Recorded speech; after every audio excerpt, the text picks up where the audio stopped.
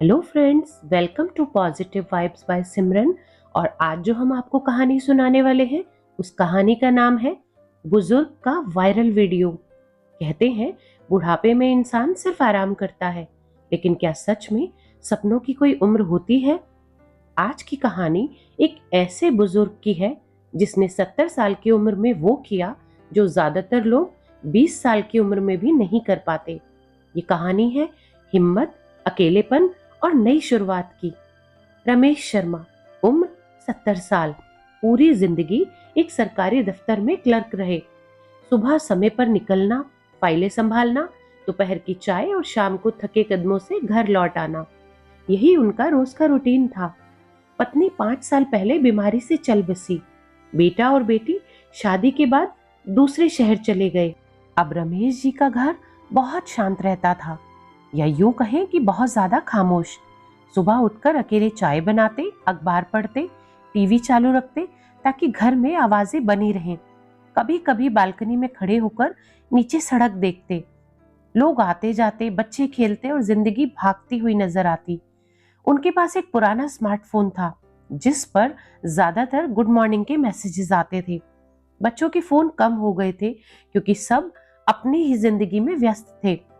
एक सुबह रमेश जी जब पार्क में टहलने गए तो वहीं उन्होंने देखा कि दो कॉलेज की उम्र के लड़के एक मोबाइल को छोटे स्टैंड पर रखकर खड़े हुए हैं। वो बार बार उसका कैमरा सेट कर रहे थे, कभी अपने बाल ठीक करते, कभी जोर से बोलते, hello guys, welcome back. Ramesh ji को बड़ा अजीब लगा।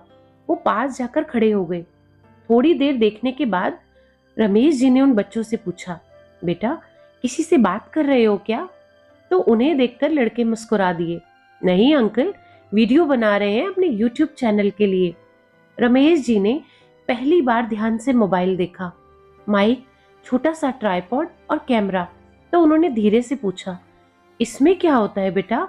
तो वो एक लड़का बोला, लोग देखते हैं, बातें सुनते हैं और कभी कभी थोड़े पैसे भी मिल जाते हैं। उस दिन घर लौटते वक्त रमेश जी बहुत चुप थे। रात को बिस्तर पर लेटे रहे, मगर उन्हें नींद नहीं आई। उनके मन में बार बार वो पार्क वाला सीन घूम रहा था।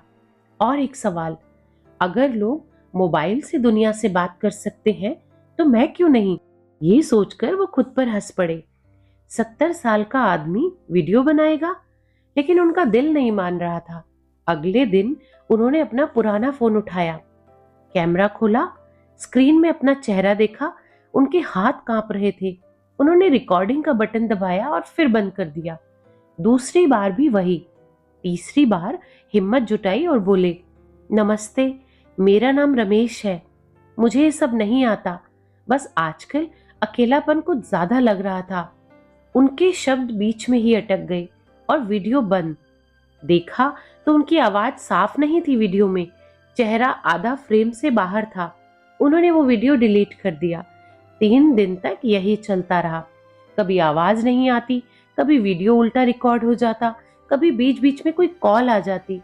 और आखिर पास की मोबाइल शॉप में वो एक दिन गए। 20 साल का लड़का वहां बैठा था। रमेश जी ने झिझकते हुए उससे पूछा, बेटा वीडियो कैसे बनाते हैं?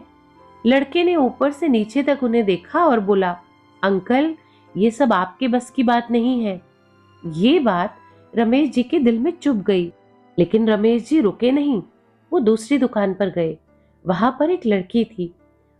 उसने रमेश जी को ट्राइपॉड लगाना सिखाया, कैमरा सीधा करना बताया और खिड़की की तरफ बैठने को कहा ताकि रोशनी ठीक आए।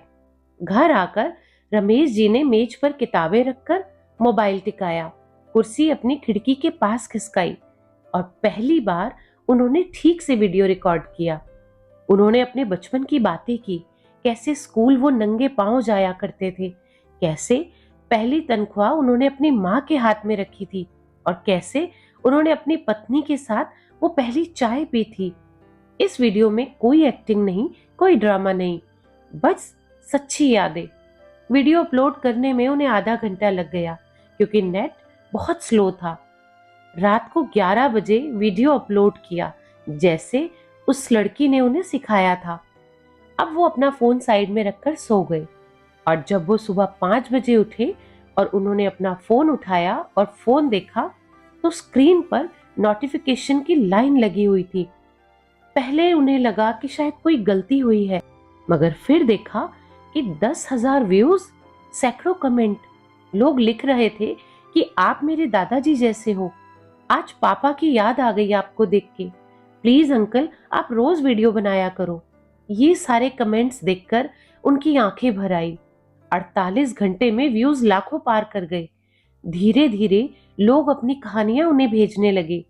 अब रमेश जी रोज वीडियो बनाने लगे, कभी चाय बनाते हुए, कभी पार्क की सैर करते हुए, और कभी कहते कि जिनके भी बच्चे उनसे दूर रहते हैं, आज वो सभी अपने बच्चों को फोन कर लेना।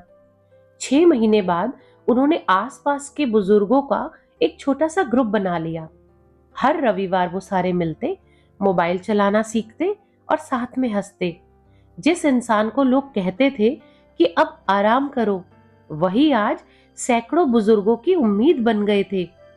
कुछ हफ्तों के बाद रमेश जी के बेटे ने वो वीडियो देखा। पहले तो उसे यकीन ही नहीं हुआ। फिर उसने अपने पापा को कॉल किया। पापा, ये आप हो? रमेश जी हल्की मुस्कान के साथ बोले, हाँ बेटा, बस यूं ही बातें कर रहा हूं लोगों से। बेटे की आवाज बहुत भारी हो गई। पापा, हमें लगा कि आप अकेले हो, मगर आप तो पूरी दुनिया से जुड़ गए। उनकी बेटी ने वीडियो देखकर उन्हें रोते हुए मैसेज किया, पापा हमें माफ कर दो, हम समझ ही नहीं पाए कि आप कितना अकेला महसूस कर रहे थे। उस दिन पहली बार उनके बच्चों ने महसूस किया कि उनके पापा सिर्फ रिटायर इंसान नहीं, एक जिंदा एहसास है।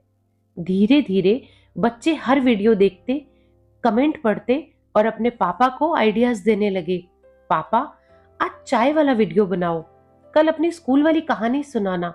अब रमेश जी सिर्फ अकेले बुजुर्ग नहीं थे, वो पूरे परिवार का प्रोजेक्ट बन चुके थे। और कुछ महीनों के बाद उनके चैनल ने YouTube का मोनेटाइजेशन भी पूरा कर लिया। पहली बार उनके अकाउंट में पैसे आए। वो बहुत ज्यादा नहीं थे, लेकिन रमेश जी ने स्क्रीन देखकर कहा, ये पैसे नहीं है, ये इस बात का सबूत है कि मेरी बात लोगों तक पहुंची। उन्होंने वो पहली कमाई पास की अनाथ बच्चियों की पढ़ाई में दे दी। आज रमेश जी हर महीने थोड़ा कमाते हैं, लेकिन उससे ज्यादा जो वो कमाते हैं वो है दुआएं, प्यार और अपनापन। उनके बच्चे अब हर महीने उनसे मिलने आते हैं। उनका घर फिर से आवाजों से भर गया। और रमेश जी आज भी सुबह पार्क जाते हैं, लेकिन अब वो अकेले नहीं जाते। हजारों लोग उनकी सुबह का इंतजार करते हैं। उम्र कभी भी नई शुरुआत में रुकावट नहीं बनती, रुकावट सिर्फ हमारा डर होता है। रमेश जी ने साबित कर दिया कि अगर सीखने की चाह हो तो 70 साल की उम्र में भी जिंदगी का सबसे खूबसूरत चैप्टर शुरू कर सकते हैं। अकेलापन सहने की चीज नहीं है, उसे बदलने की हिम्मत करनी चाहिए। और साथ ही ये भी समझ में आता है कि बच्चे कितने भी व्यस्त क्यों ना हो, माँ बाप की जिंदगी में उनकी मौजूदगी बहुत मायने रखती है। और सबसे जरूरी बात, खुद को कभी भी छोटा मत समझो, क्योंकि कभी कभी आपकी साधारण सी आवाज भी किसी की जिंदगी बदल सकती है और आपकी हिम्मत दूसरों के लिए उम्मीद बन सकती है। अगर कभी आपको भी लगे कि जिंदगी में सब कुछ होते हुए भी आपका दिल खाली है, अगर अकेलापन चुपचाप आपके अंदर बैठ गया है, तो इसे एक इशारा समझिए। शायद यही वो पल है जब आपको खुद के लिए कुछ नया शुरू करना चाहिए। अगर आपके पास भी ऐसा कोई एक्सपीरियंस है या आपकी भी ऐसी ही कोई अपनी कहानी है, तो आप हमें अपनी कहानी शेयर कर सकते हैं। हम अपने YouTube चैनल पर उसे जरूर अपलोड करेंगे। अगर आप चाहते हैं कि हम आपकी पहचान को छुपा कर रखें, तो आप हमें मेल कर सकते हैं। अपनी जीमेल आईडी मैंने डिस्क्रिप्शन बॉक्स में दे दी है। और अगर ये कहानी आपको पसंद आई हो तो लाइक करें, कमेंट करें, शेयर करें और चैनल को सब्सक्राइब करना ना भूलें। Thanks for listening.